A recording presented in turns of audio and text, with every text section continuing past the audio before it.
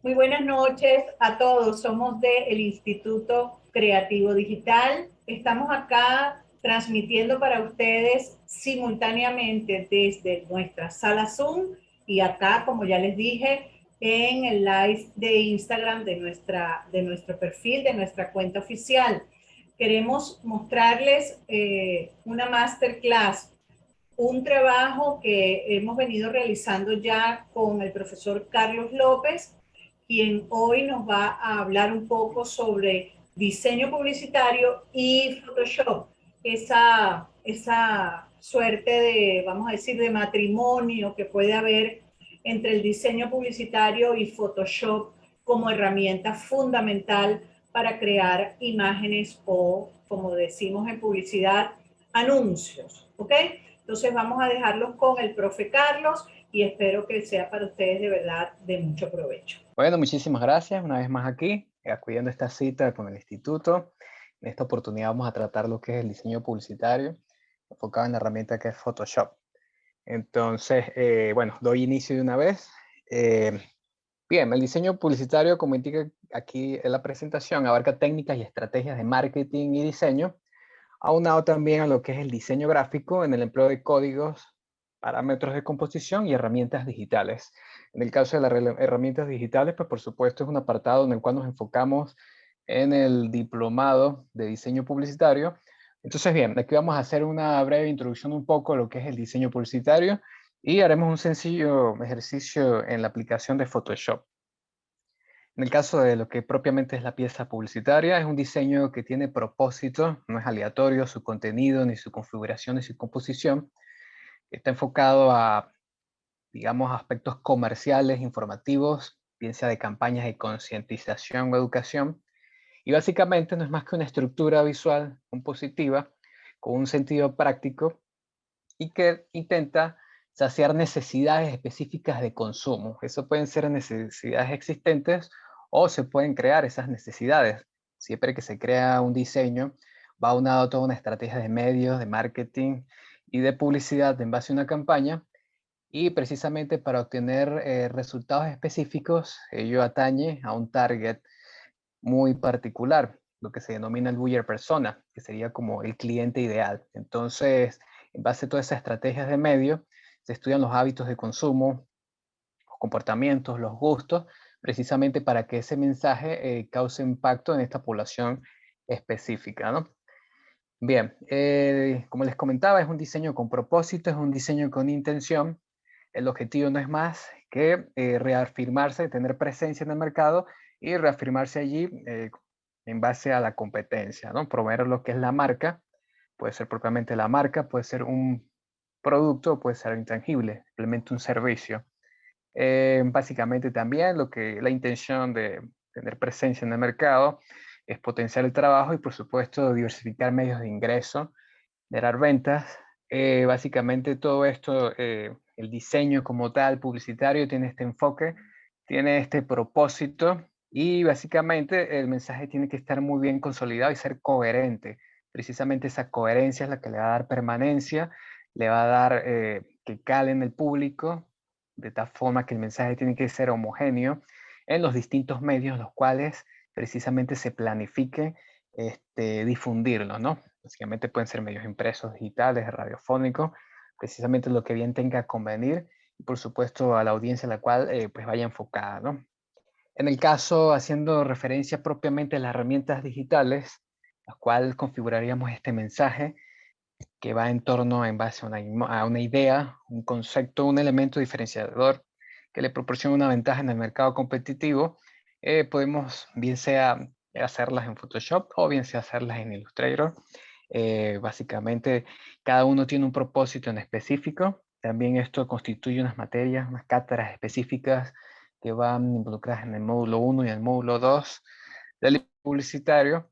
En el caso de entender qué pudiera referirse cuando trabajamos en Photoshop o aplicaciones similares, básicamente las que requieran un trabajo más intenso en lo que es edición y retoque fotográfico. Muchas veces campañas radican en piezas publicitarias, las cuales se enfocan mucho en lo que es la imagen, en la imagen del producto, en lo que es la iluminación, las texturas, el enfoque, el bodegón, los elementos, los planos de detalle.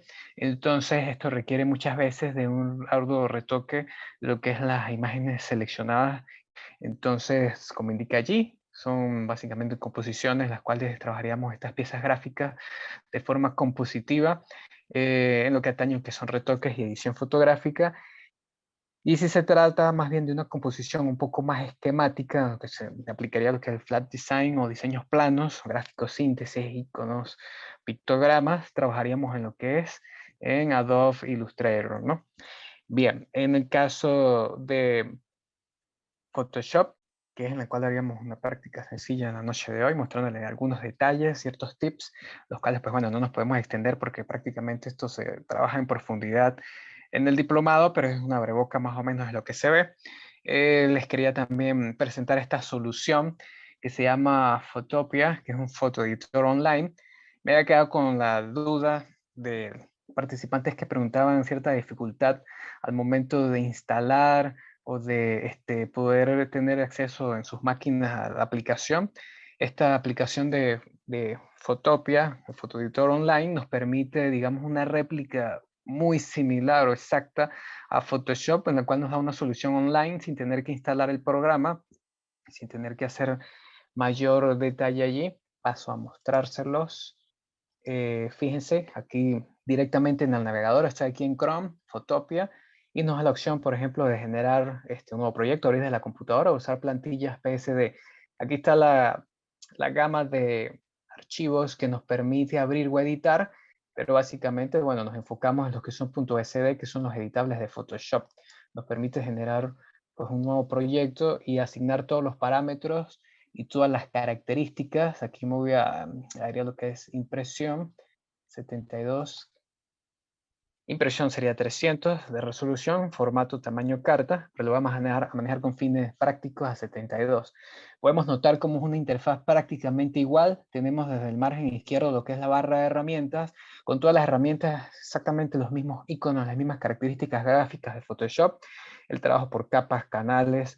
Digamos que si estamos familiarizados con Photoshop, podemos ver que Photopia nos permite, como les comentaba, esta solución vía online. Estoy trabajando directamente desde la pantalla del navegador, no tengo que instalar la aplicación y me permite generar los archivos prácticamente con los mismos atajos, las mismas herramientas.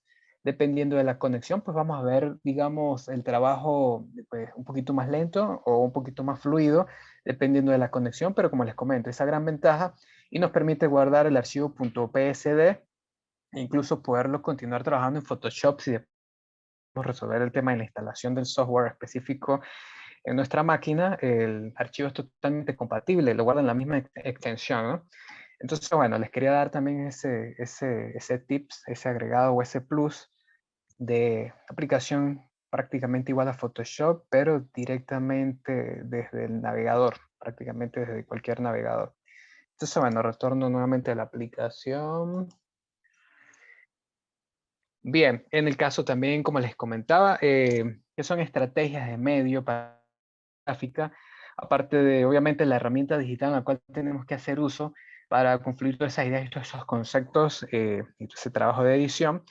También otro enlace interesante al momento de nosotros elegir la paleta cromática que va a incluir la pieza gráfica a difundir en los distintos medios. Tenemos esta solución también proporcionada por Adobe, que es la casa matriz del software Photoshop, Illustrator. Y para de contar, se llama Adobe Color y también lo conseguimos en la web. ¿Sí? Aquí tengo, digamos, lo que es la pantalla que nos ofrece las distintas armonías cromáticas.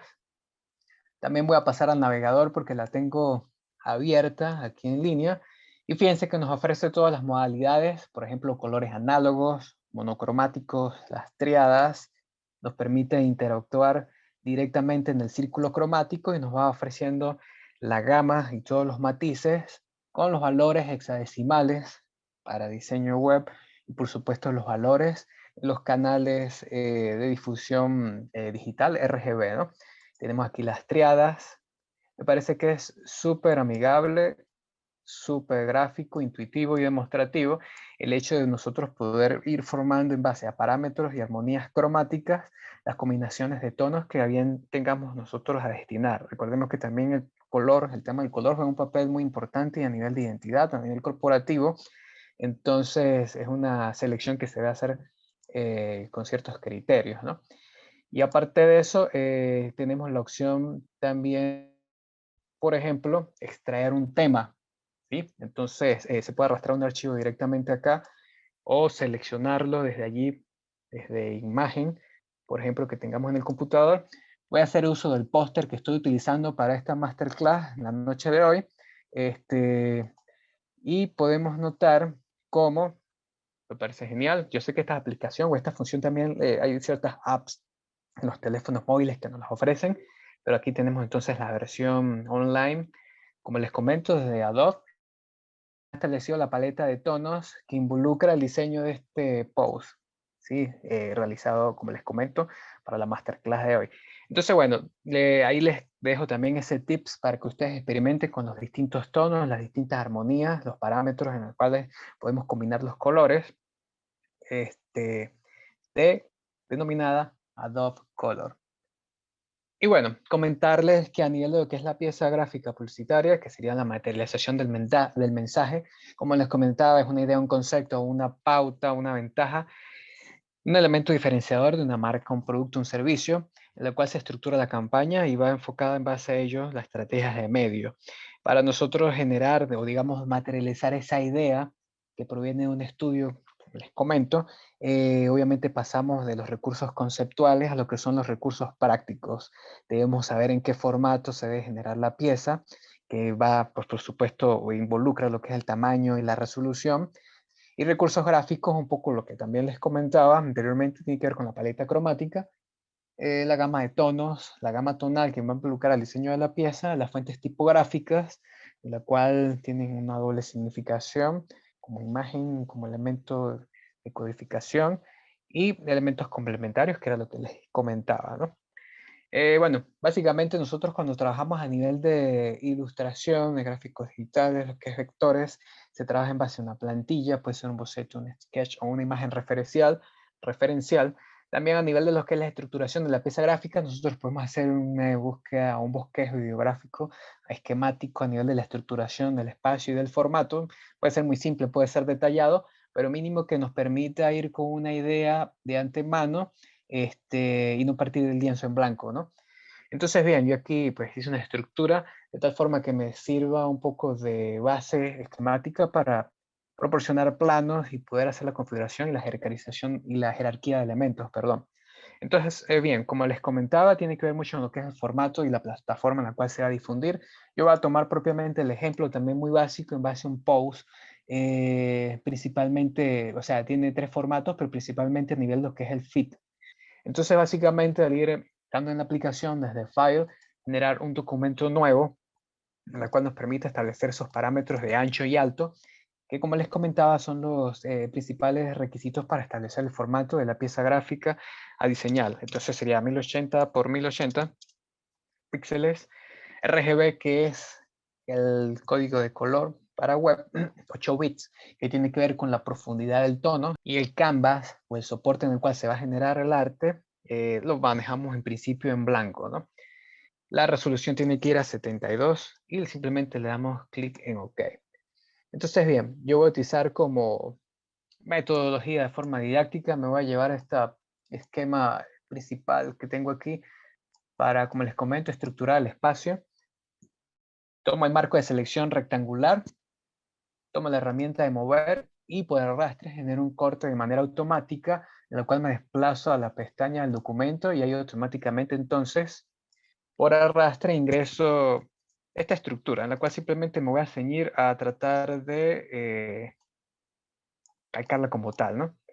Entonces, bien, más o menos queda allí. Le puedo bajar la opacidad simplemente para tenerla allí como un referente. Y voy a establecer principalmente lo que son los planos de color, ¿sí? Y poco a poco voy a ir ingresando allí lo que son los elementos. Lo voy a establecer como boceto.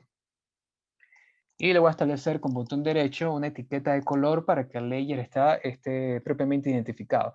Recordemos que también el tema a nivel de práctico, ejecución directamente en el software, tiene que ver mucho con lo que es la organización de los elementos. Entonces, adicional, si las capas están renombradas, nos ayuda también que le asignemos etiquetas de color. Entonces, bien, voy a establecer aquí los formatos en los cuales los puedo manejar de distintas formas. Si utilizo directamente la herramienta pluma en un layer de forma independiente, es la herramienta por excelencia para hacer dibujo, incluso si sea poligonal. También podemos utilizar la herramienta del lazo poligonal, o utilizar la herramienta de la pluma.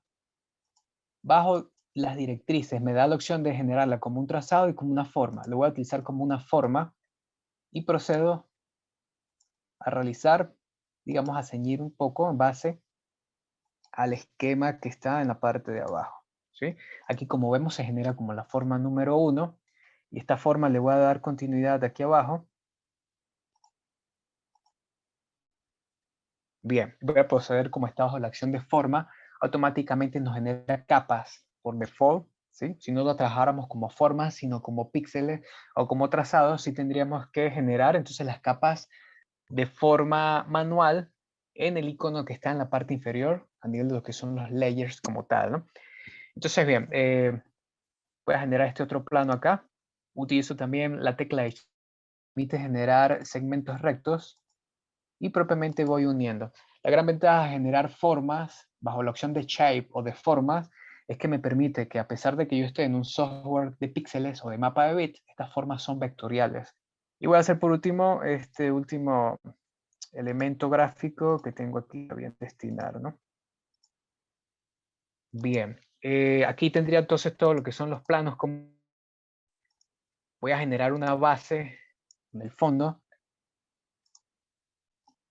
que va a tener color, ahorita está blanco.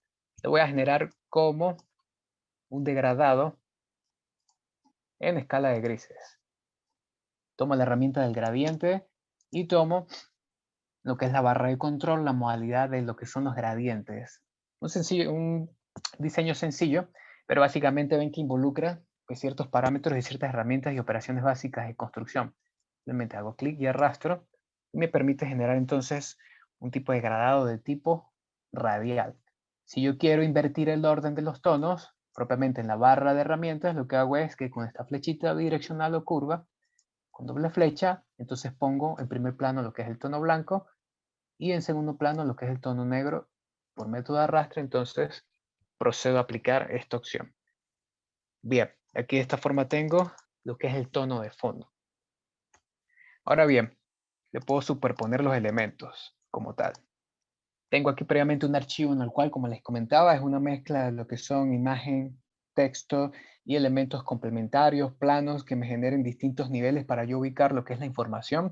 Entonces, bien, por lo general entonces, si es una foto planificada, pues por lo general la tomamos sobre un fondo chroma key, que sería este verde, que puede ser una tela verde o puede ser una tela de otros tonos que establezcan contrastes, pero esta es la más utilizada. También nos podemos tomar una foto sobre un fondo blanco.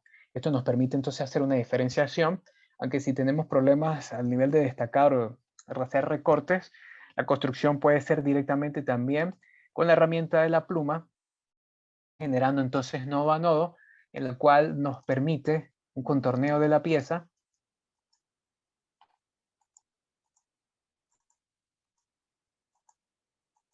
¿Sí?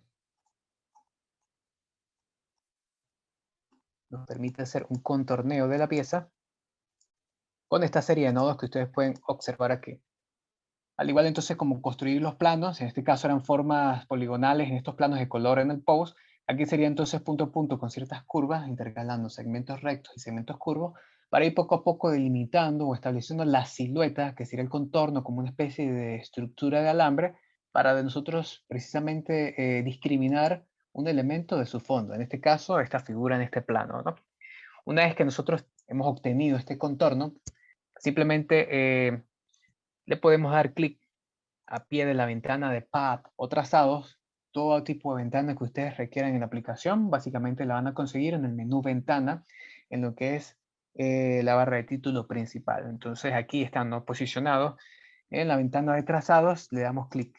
en el icono inferior, y entonces ese trazado fijo, el cual nos permitió establecer nodos, segmentos curvos, segmentos rectos, en los cuales también aplicamos este mismo experiencia, por ejemplo, en un software como Illustrator, nos permite entonces transformar a una selección, ¿sí? Si podemos notar, o si se aprecia ligeramente, entonces es un contorno intermitente y activo que se observa como si fuese una especie de marcha de hormigas. Eso implica entonces que allí nosotros podemos proceder a hacer la extracción.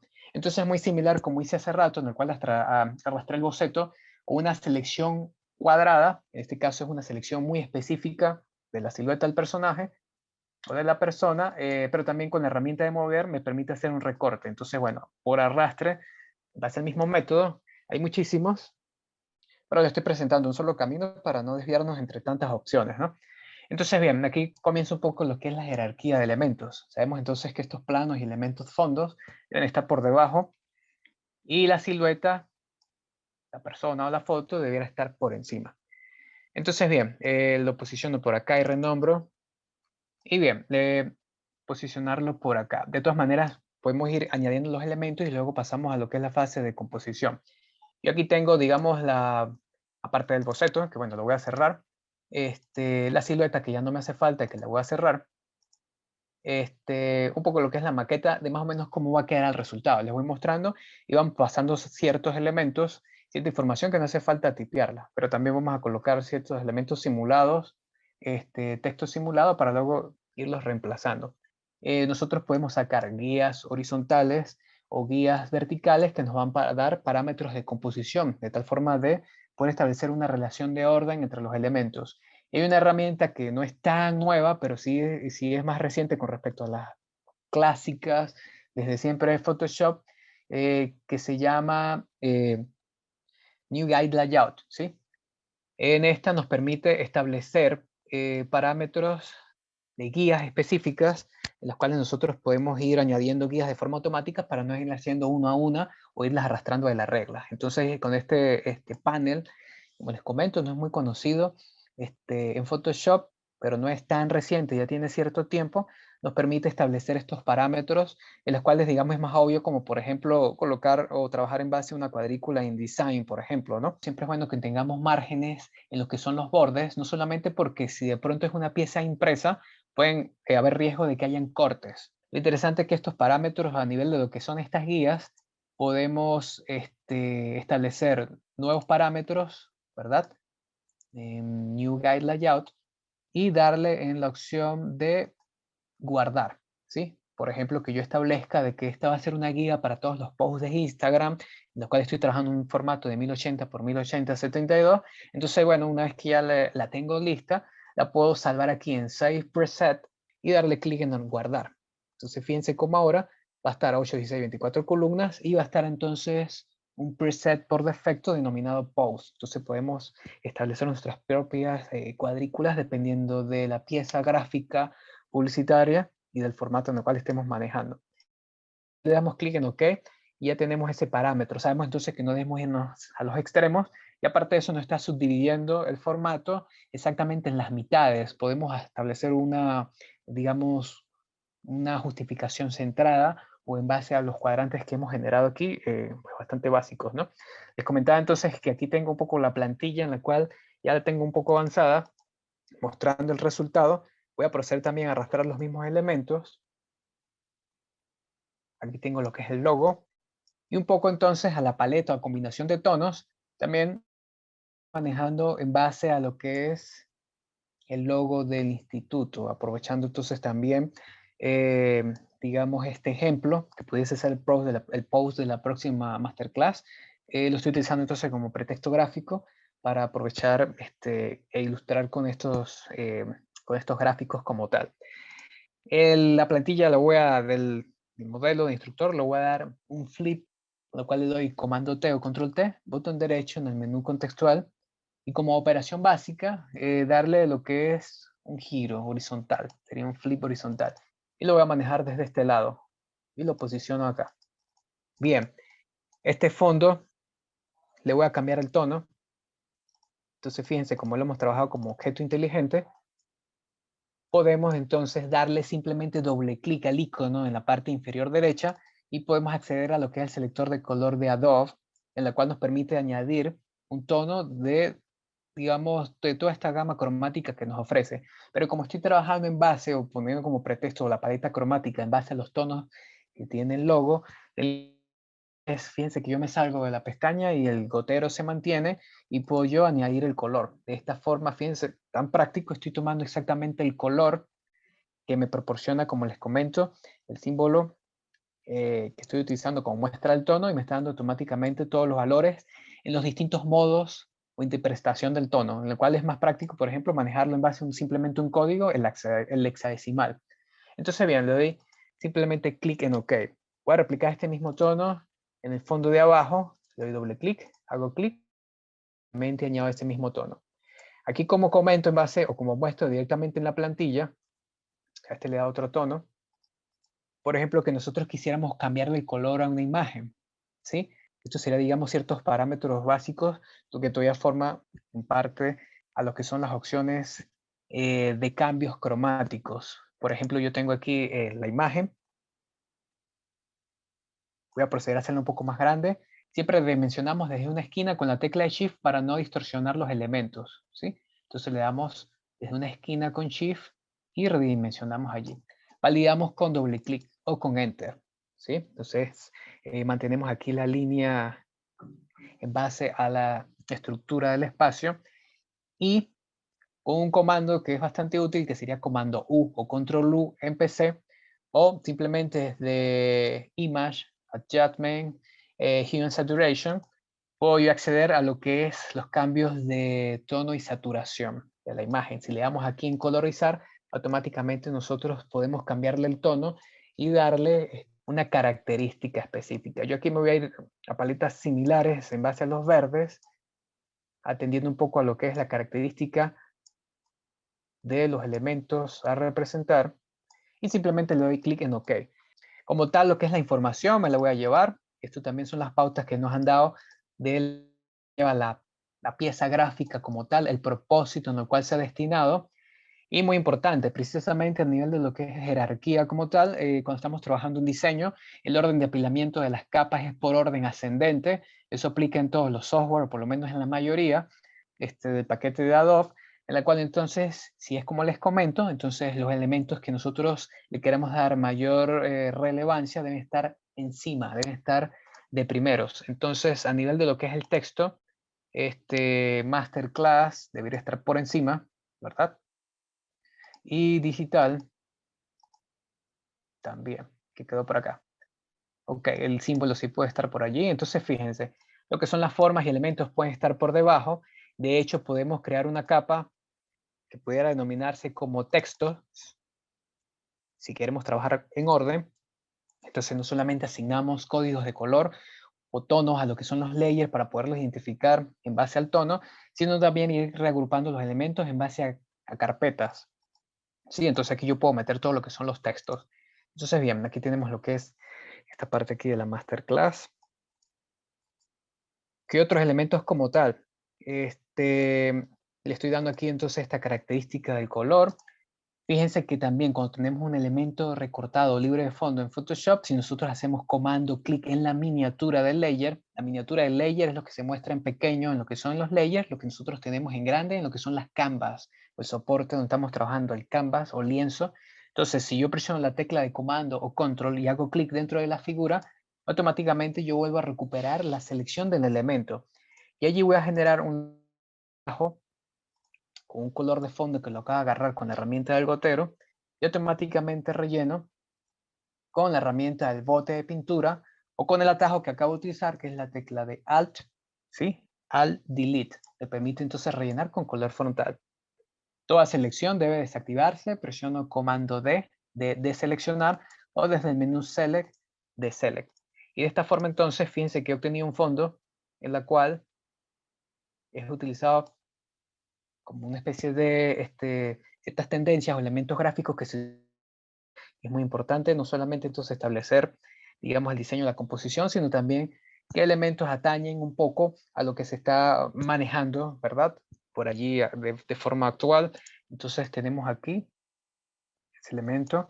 Y si nosotros queremos añadirle, por ejemplo, también que el software nos los permite, añadirle efectos o estilos de capa. Entonces basta con dar doble clic en la parte vacía del elemento, en este caso la silueta del personaje, del instructor, le doy doble clic y aquí yo le voy a añadir que es sombra paralela. Entonces, bueno, aquí tengo un juego, digamos, de lo que son sombras planas, al nivel de como que de diseño vectorial o diseño plano, pero también entonces tengo un conjunto de sombras ligeramente realistas que las obtengo entonces por los estilos de capa, como les comento, dando doble clic en la zona vacía al layer en el cual queramos aplicárselo. Interesante o bastante opciones dinámicas que tiene Photoshop precisamente para el diseño de todas estas piezas publicitarias, promocionales, de eventos, servicios, artículos, dependiendo de lo que nosotros destinemos a fin la pieza como tal.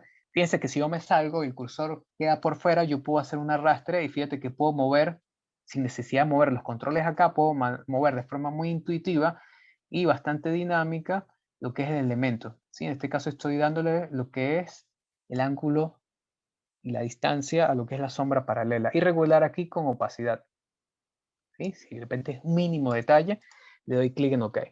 Entonces, bien, otro detalle, otro tips que les comento, les recordaba entonces que ciertos elementos que se manejan como vectoriales en Photoshop son los objetos inteligentes. Un objeto inteligente puede ser por defecto cuando ingresa a la aplicación o puede darse de la función sin que la tenga una vez que él está dentro de la aplicación. Y cada es el caso de lo que es el logo del instituto. Si de repente voy a estar redimensionando o no estoy seguro si ese va a ser su tamaño final, es bueno que nosotros le demos la opción de objeto inteligente precisamente para preservar los píxeles y que no sufran distorsión. Entonces estos son unos tips que van de las manos al momento de componer una pieza gráfica, el hecho de preservar elementos para que no se pixelen. Recordemos que estamos trabajando en Photoshop y hay que mantenerse muy definido a pesar de que estemos trabajando con píxeles. Basta con dar botón derecho sobre la capa a la cual queramos darle esta función y le damos a la opción de Convert to Smart Object, que sería en inglés, o convertir en objeto inteligente, que sería en español, si ustedes tienen el software en español. ¿Cómo identificamos de que ahora el elemento ya no es una capa convencional, sino que está bajo la opción de objeto inteligente? Simplemente en la parte inferior derecha tiene un pequeño icono, ¿sí? Que antes no lo tenía, este icono que está acá.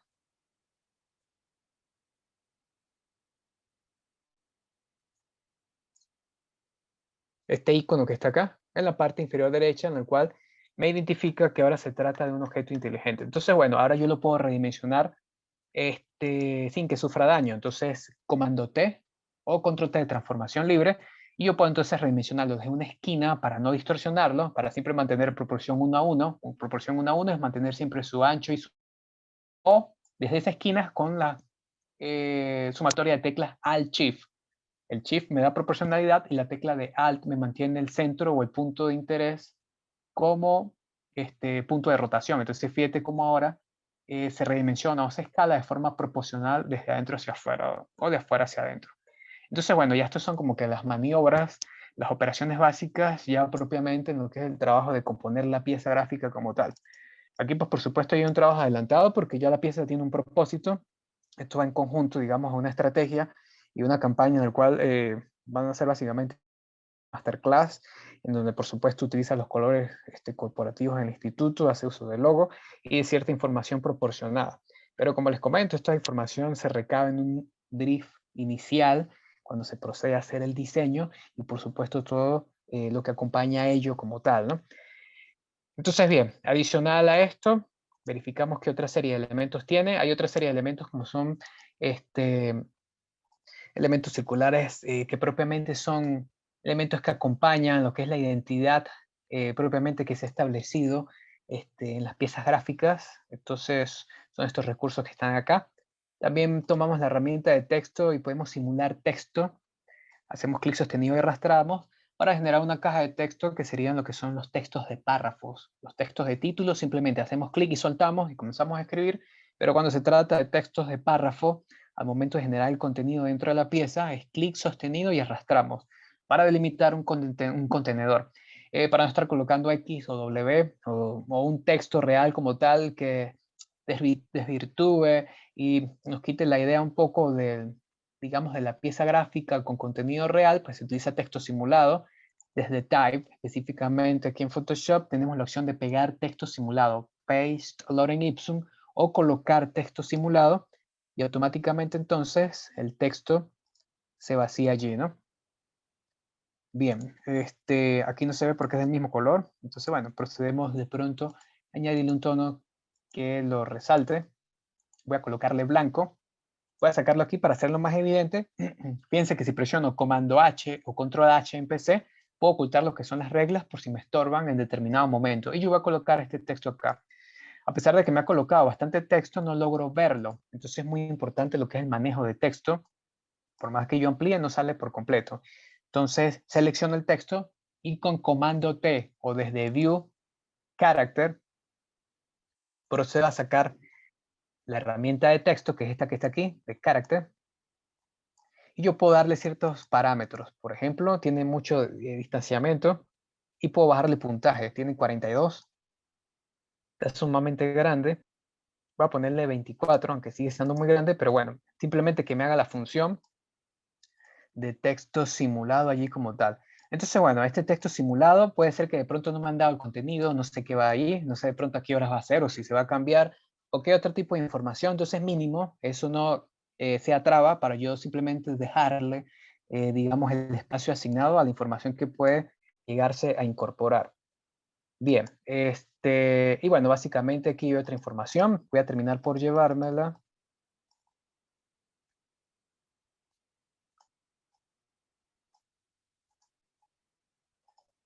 Y el logo. Ya por supuesto se pueden ir añadiendo otra serie de elementos, pero básicamente pues nosotros tenemos, digamos, resuelta esta parte, un poco lo que es la configuración, como les comento. De muy importante lo que es el formato, ¿sí? El ancho y el alto y la resolución 1080 por 1080 72. Está dando la equiparación en centímetros que es 38.1 por 38.1. Bien, si se nos pierde alguna capa, como acaba de pasar, simplemente volvemos a la ventana de capas de Windows y hacemos uso de lo que son los layers. Y podemos complementar, por ejemplo, con ciertos modos de fusión. Si no queremos, digamos, un color muy plano, sino que deje ver las características que tienen ciertos elementos de fondo. En este caso, he trabajado de fondo un tono gris a blanco, un tono que va de negro a blanco, generando todos los grises o la gama tonal, base de 255 tonos de tipo radial. Si yo quiero entonces que se perciba esa característica, puedo utilizar lo que son los modos de fusión o blending options. Por defecto están en normal. Los modos de fusión interactúan con algoritmos complejos, digamos, intercalando los colores e interpretándolos, lo que son las capas subyacentes y las que están encima. Entonces es una forma de integrar planos de una manera un poco más interesante que simplemente opacidad. En este caso vemos cómo entonces el color de abajo, que era plano, ahora ser un poco más interesante porque está interactuando con el tono de fondo. Entonces, bueno, también es un tema en el cual ustedes experimenten. Podemos dejar algunos así, que se integren y otros planos. Entonces, bien, básicamente aquí se resumiría un poco lo que es el manejo de una pieza sencilla. Como les comento, estamos trabajando en formato cuadrado de 1080 por 1080, pudiéramos llamarlo a 640 si tenemos problemas con la calidad de los recursos proporcionados. También toda pieza gráfica se compone de elementos, como les comento, imagen, texto y planos complementarios, elementos complementarios y por supuesto un icono, un símbolo, un logo o un emblema de identidad en la cual pues recae, digamos, en la responsabilidad de la pieza o del mensaje que se transmite. Entonces, bien, aquí, pues básicamente, en esencia, se cumpliría el objetivo. Obviamente eso se diseña en base a un sistema gráfico en el cual la solidez del mensaje va a estar fundamentado un poco en el contenido y, por supuesto, en la coherencia, en la permanencia, en base a los medios, en base a los tonos, en base a los elementos y el texto también, la tipografía, pues juega un papel pues bastante relevante, ¿no?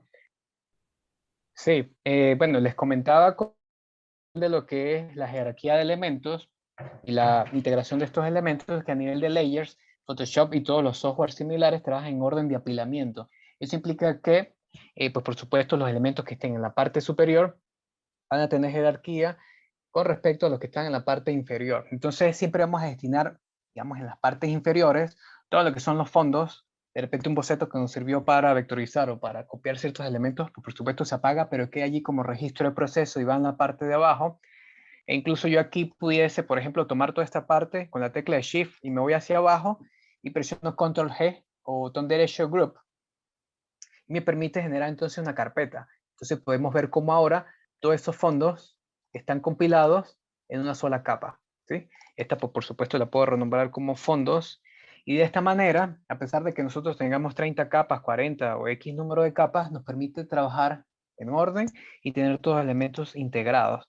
Entonces, pues por supuesto aquí Photoshop me muestra todo, por lo menos esta capa que se le ha integrado ciertos elementos, hace evidencia de las características que tiene cada objeto como tal. Aquí les comentaba entonces el logo que se transformó en objeto inteligente, en el cual tiene un icono en la parte inferior derecha, allí también lo manifiesta.